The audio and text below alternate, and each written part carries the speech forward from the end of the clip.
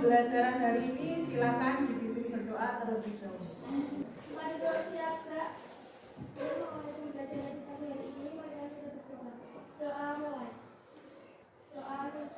Oke, sebelum kita masuk ke pembelajaran hari ini, saya ingin tahu kamu yang hadir di sini ada siapa saja ya? Fazri Wahyu, Leisa Farhan, dispensasi, Poli ya, Syahrul Azhar. Ada satu ya yang tidak masuk. Sebelum kita masuk ke pembelajaran hari ini, kita akan bermain game sikut, sikat, dan sakit. Nanti kalau mendengar kata sikut, maka kalian harus memegang sikut. Kalau mendengar kata sakit, maka kalian harus memegang perut. Terdengar kata sikat, maka ambil ballpoint secara cepat. Jadi sekarang siapkan satu ballpoint, taruh di tengah antara dua anak. Berdiri terlebih dahulu. Dengarkan dengan baik, akan saya bacakan cerita. Kisah ini adalah tentang sikut, sakit, dan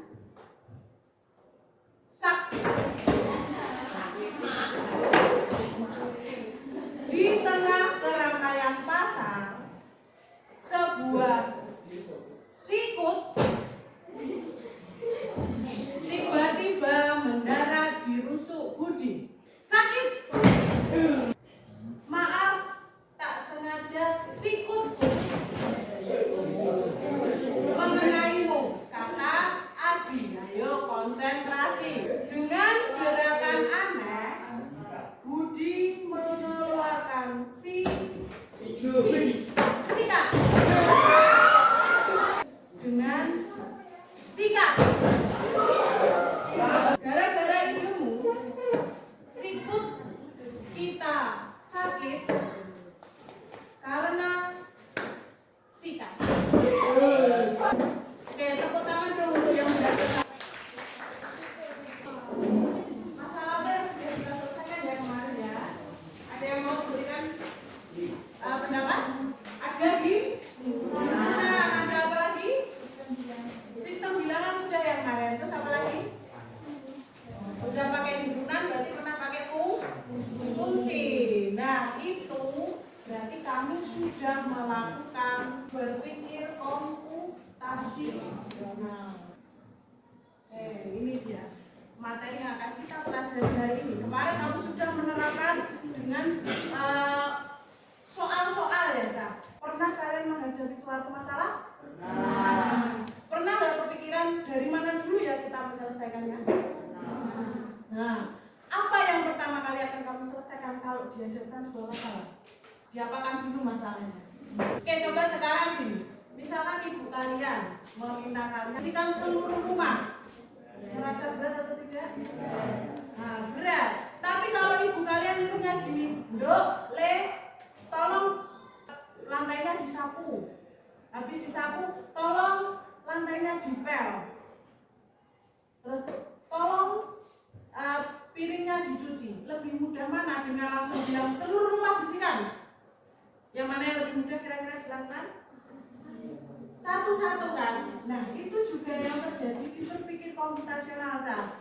Jadi suatu masalah yang besar, kamu jadikan masalah-masalah kecil dulu, diselesaikan satu per satu. Nah, hari ini nanti kalian akan mengenal yang pertama ada 4 fondasi berpikir komputasional, mulai dari dekomposisi, pengenalan pola, abstraksi, dan algoritma. Yang kedua adalah menyelesaikan permasalahan dengan berpikir komputasional. Di sini nanti kalian akan berdiskusi menyesuaikan diri kalian sebagai panitia pensi disnatalis sekolah. Nah, yang ketiga yang harus kamu lakukan kalau sudah diskusi, pasti kalian harus mempresentasikan hasil diskusi yang kamu sudah peroleh. Kalian kemarin sudah membagi kelompok? Nah, silakan duduk dalam kelompok masing-masing. Untuk tempatnya silakan menyesuaikan diri sesuai dengan ruangan ini ya. Sudahkah kalian duduk dengan kelompok kalian masing-masing? Sudah. Tadi kita sudah main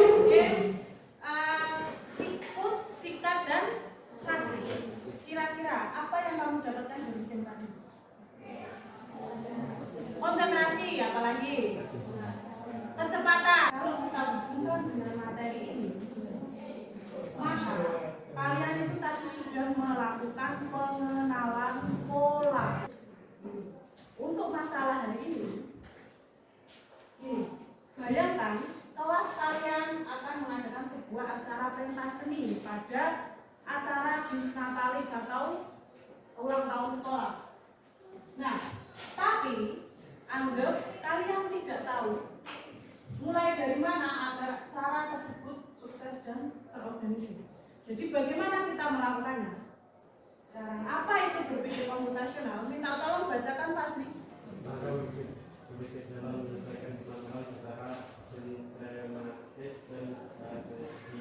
Nah, berpikir komputasional artinya langkah berpikir dalam menyelesaikan masalah secara ini sistematis dan efisien. Sistematis berarti urut dari langkah pertama sampai langkah terakhir. Efisien berarti cara yang murah dan mudah. Ya. Nah, sekarang coba ini. Dalam waktu 30 detik, silakan hitung jumlah semua angka dari 1 sampai 200 dalam 30 detik. Mulai dari sekarang. Oke, waktunya sudah habis. Berapa? 103. Kalau kita terapkan berpikir komputasional secara sederhana. Nah, yang namanya 1 ditambahkan terus sampai 200 berarti bisa ditulis ini kan?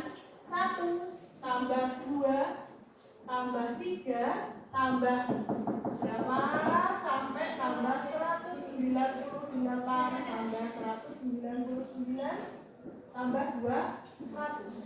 Oke, coba ini 200 ditambahkan 1 ini berapa, Cak? 201. Coba 2 tambah 1 sudah berapa? 201 lagi. Ini 201. Ini 201. Terus 198 tambah 3 berapa? 201 lagi. Nah, pola ini akan terus berulang sampai angkanya habis. Percaya atau tidak? Percaya. Berarti kira-kira akan berapa kali berulang 201 ini? 100 kali. Berarti sebenarnya 1 sampai 200 itu adalah 201 dikalikan 100 berapa itu? 20.000. Nah, inilah yang namanya berpikir komputasional, dari masalah yang rumit tadi. Coba ditulis sedikit sampling. Ternyata kita dapat pola berulang yaitu 201 sampai 100 kali baca. Kalau kamu punya skill menyelesaikan masalah seperti ini, kamu bisa mengambil pola yang sama, kemudian menyelesaikan masalah itu dengan berulangan pola itu tadi. Kamu bisa di bidang apapun.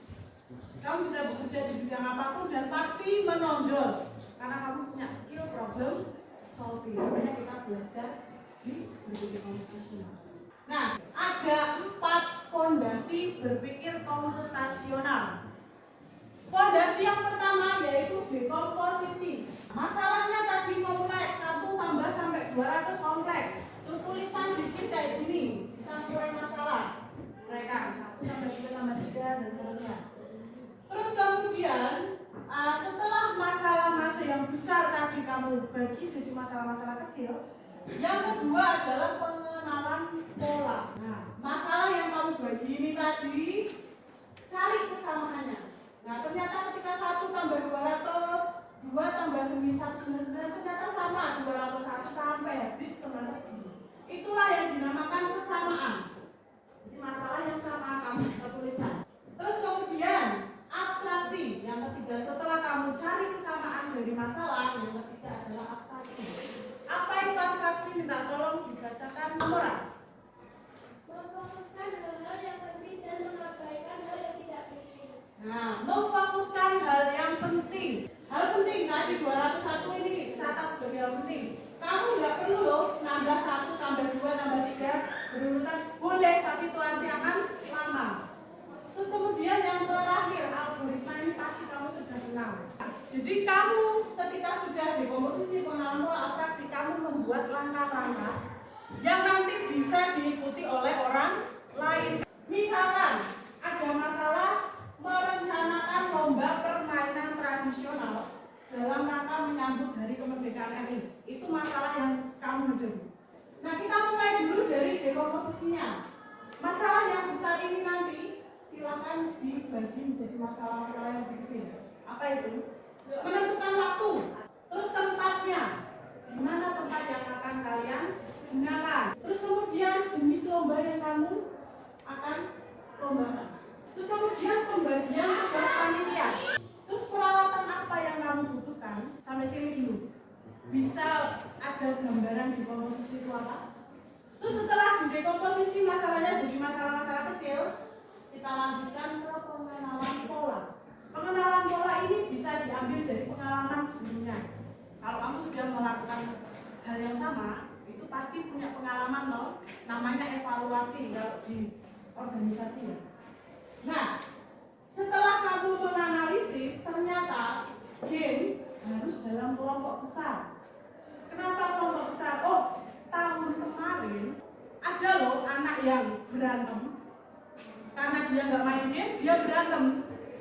Jadi untuk tahun ini, oh kamu harus memutuskan game untuk kelompok yang besar, untuk banyak anak yang terlibat. Terus kemudian yang kedua ini, jumlah timnya menyesuaikan tempat.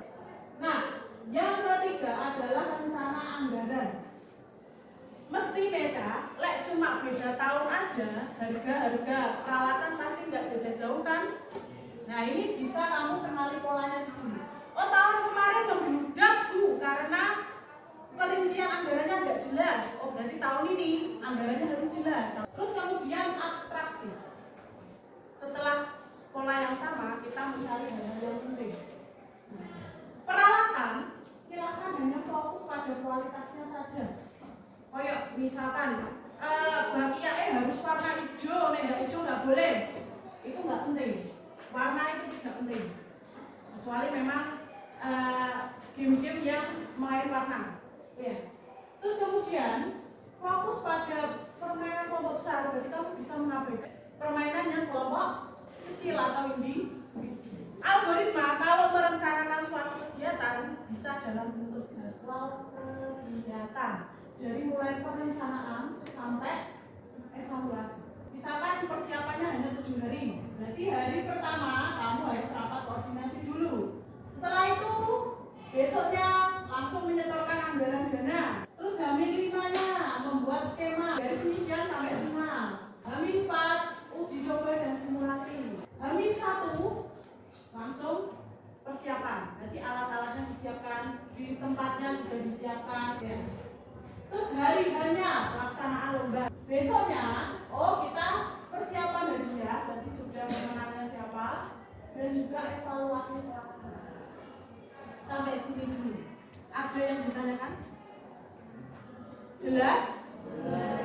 Nah sekarang karena sudah Buna kasih contoh, maka kamu bisa mencoba untuk mengerjakan ini. Apa saya bagikan satu kelompok dapat 11. Oke? Sudah menerima semua? Sudah ya? Oke, nanti kalian silakan berperan sebagai panitia pensi. Dan ini adalah acuan untuk menganalisis setiap langkah-langkahnya. Oke, nanti jawabannya silakan ditulis di kertas kosong ini. Ditulis yang rapi, ada nama kelompoknya juga. Paham? Oke, silakan diskusikan. Saya kasih waktu 30 menit sampai jam 9.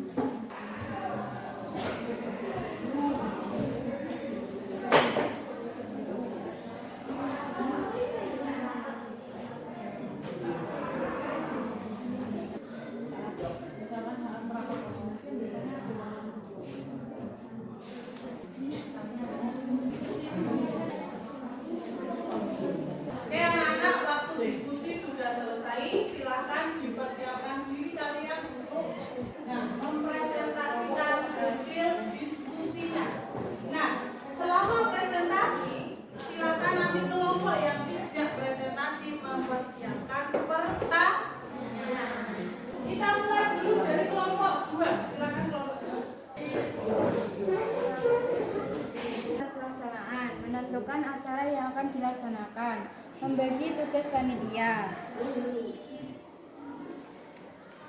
Langkah 2, pengenalan pola. 1. Menyesuaikan nomor urutan peserta yang akan mengikuti pensi. 2. Merancang jalannya acara. Langkah 3.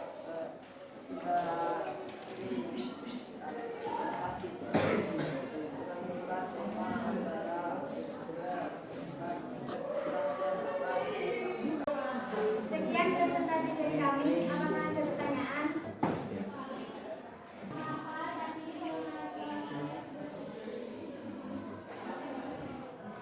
Seperti itunya gimana? Dan tidak seperti dulu berebutan nomor peserta. Jadi mungkin tahun kemarin pesertanya urutannya tidak jelas. Jadi makanya dia membuat urutan peserta agar tahun ini jelas urutannya. Oke, ada pertanyaan yang lain? Sekian presentasi dari kami. Wassalamualaikum warahmatullahi wabarakatuh.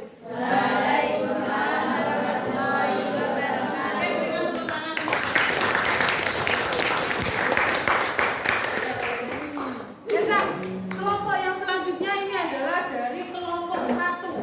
Silakan kelompok 1 bisa masuk. Assalamualaikum warahmatullahi wabarakatuh.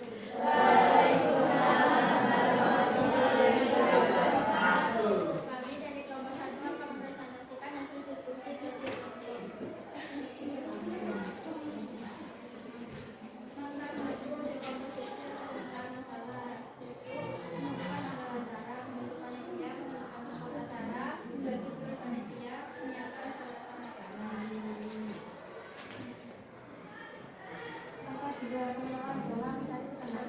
membuat anggaran menjadi strategi dari tahun lalu kami luas, memperbaiki konstruksi dari tahun lalu karena kami berbeda.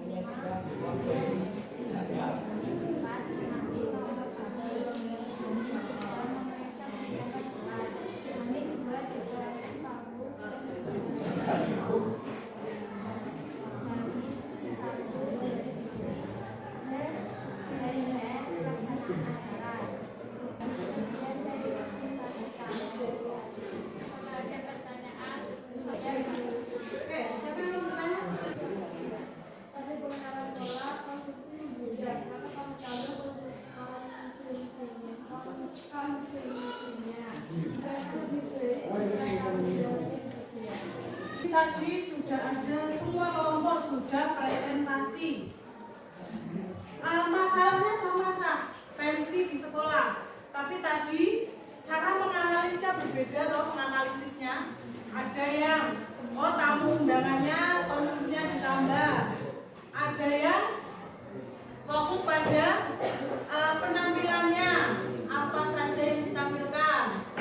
Banyak orangnya tidak masalah. Ada juga yang membatasi orangnya, tapi jenis penampilannya bebas. Nah, itulah cara menyelesaikan masalah. Kamu mendekatinya dengan hal yang berbeda, tapi nanti ujungnya selesai. Langkahnya walaupun tadi Bu Una bilang dekomposisi pengenalan pola abstraksi algoritma, ya kan? Tapi ternyata yang kamu analisis hasilnya berbeda. Dari pelajaran hari ini apa yang dapat kalian simpulkan? Coba. Tadi berpikir komputasional itu apa, Cak? Langkah berpikir yang bagaimana? Untuk apa berpikir komputasional itu? Sebentar.